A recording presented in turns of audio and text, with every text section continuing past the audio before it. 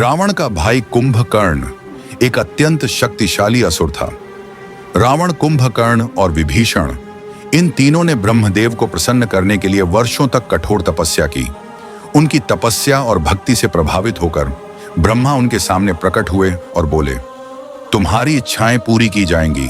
प्रत्येक व्यक्ति अपनी मनचाही शक्ति प्राप्त कर सकता है।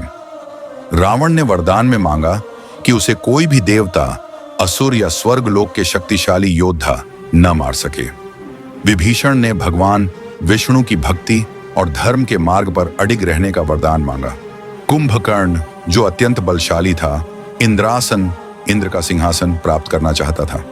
लेकिन देवता भयभीत हो गए कि यदि कुंभकर्ण स्वर्ग का राजा बन गया तो स्वर्ग लोक का विनाश हो सकता है। इसलिए देवताओं ने सरस्वती देवी से प्रार्थना की और उनसे कुंभकर्ण की जिह्वा, जीभ पर बैठने का अनुरोध किया, जिससे वह अपने इच्छित वरदान को गलत ढंग से उच्चारित करे।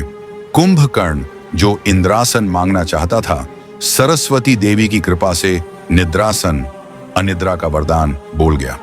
ब्रह्मा ने तुरंत यह वरदान दे दिया, जिसके अनुसार कुंभकर्ण को 6 महीने तक गहरी नींद में सोना होगा और जागने के बाद केवल 1 दिन के लिए सचेत रह सकता है, फिर से 6 महीने की नींद में चला जाएगा।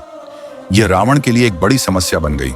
उसका भाई युद्ध में उसकी सहायता नहीं कर सकता था, क्योंकि वह हमेशा सोता रहता था। इसलिए रावण ने ब्रह्मा से प्रार्थना की। ब्रह्मा ने कहा कि यह वरदान बदला नहीं जा सकता, लेकिन उन्होंने इसे थोड़ा संशोधित कर दिया। यदि अत्यधिक प्रयास किया जाए तो कुंभकर्ण को जगाया जा सकता है। इस प्रकार कुंभकर्ण का यह वरदान उसके लिए वरदान भी था और शाप भी। जब रावण को राम से युद्ध करना पड़ा तो उसने कुंभकर्ण को युद्ध में भेजना चाहा, लेकिन कुंभकर्ण को जगाना आसान नहीं था। उसे उठाने के लिए जोरदार नगाड़े बजाए गए, शंख ध्वनि की गई, जानवरों की गर्जनाएं करवाई गईं, हाथियों को दौड़ाया गया और उसके ऊपर पानी डाला गया। अंत में वह जाग गया। जागते ही उसने भरपेट भोजन किया और फिर युद्ध भूमि की ओर प्रस्थान किया।